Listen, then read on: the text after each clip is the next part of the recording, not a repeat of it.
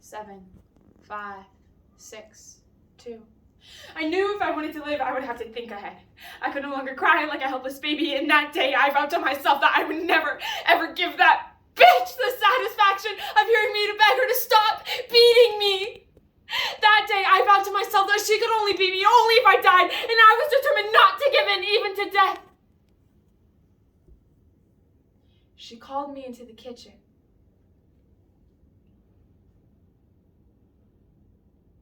Of course, there's no need to say that you're going without dinner tonight, but don't worry.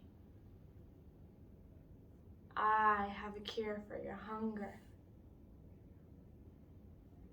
She ordered me to wait downstairs. I had my back against a hard wall, imagining what she had planned for me. I had no idea.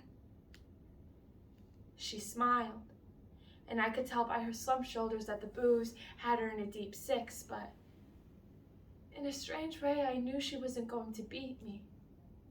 My thoughts were cloudy, but my trains broke when she got up, strolled over to the kitchen, opened up the sink cabinet, and pulled out a bottle of ammonia. I didn't understand. She went, grabbed a tablespoon, poured some ammonia into it. I couldn't get my numbed brain into gear, and as Mother began to creep toward me, the ammonia sloshing from the spoon onto the floor. For a moment, I almost laughed inside. That's all? That's it? All she's gonna have me do is swallow some of this? Without hesitation, I opened my mouth. Mother ran the cold spoon deep into my throat. My throat ceased. Bubble! My brain screamed. I was pounding the kitchen floor with all my might, trying to concentrate on the bubble air stuck in my esophagus, and she was pounding my back as hard as she possibly could, and I was finally able to burp. I was breathing in huge gulps of air back into my lungs, and Mother returned her glass of booze.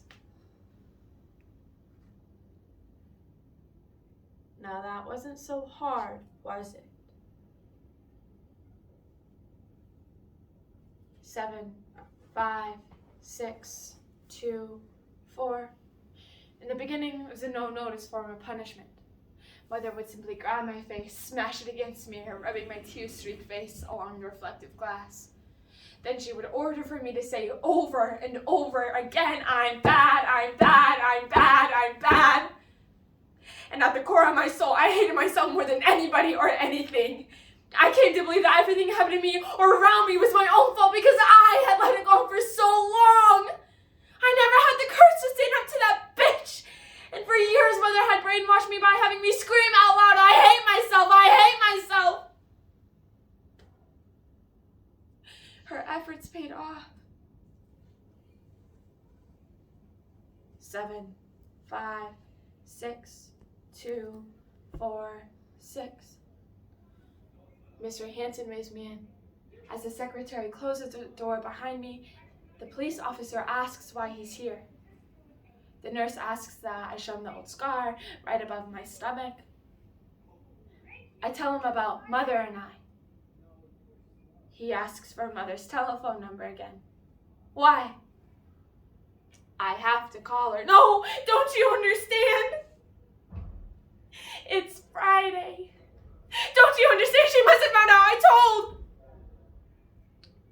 He calms me down with a cookie as he slowly dials 7, 5, 6, 2, 4, 6, 0. Mrs. Peltzer, this is Officer Smith from the Daly City Police Department. Your child will not be coming home today. He hangs up the phone and smiles. A few miles later, we are on Highway 280. I look to my right and I read a sign that says, the most beautiful highway in the world. The officer looks at me and smiles. Kiddo, you're free.